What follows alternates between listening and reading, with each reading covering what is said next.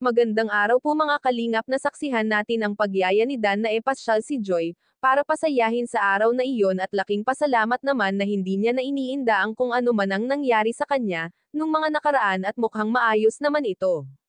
At nakakagalaw ng nasa ayon, batid natin na naging magka-love team sila, kahit medyo kakaiba ang kinikilos nito, walang pasabi na magsusendo si Dan kay Joy para yayain na maligo sa ilog, at ang pagkabigla naman ni Joy sa araw na iyon.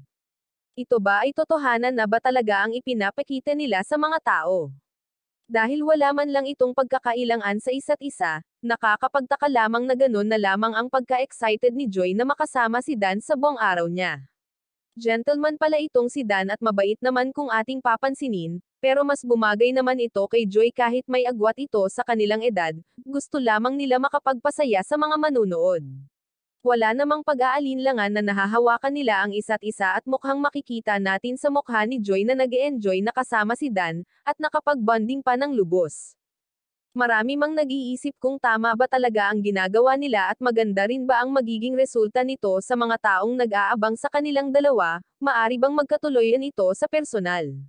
Sa pagkakaalam ko ay bata pa si Joy kaya marami pa itong pangarap sa buhay. Maraming salamat po, pakisuportahan ang lahat ng bumubuo ng Kalingap at sa aking munting channel, thank you.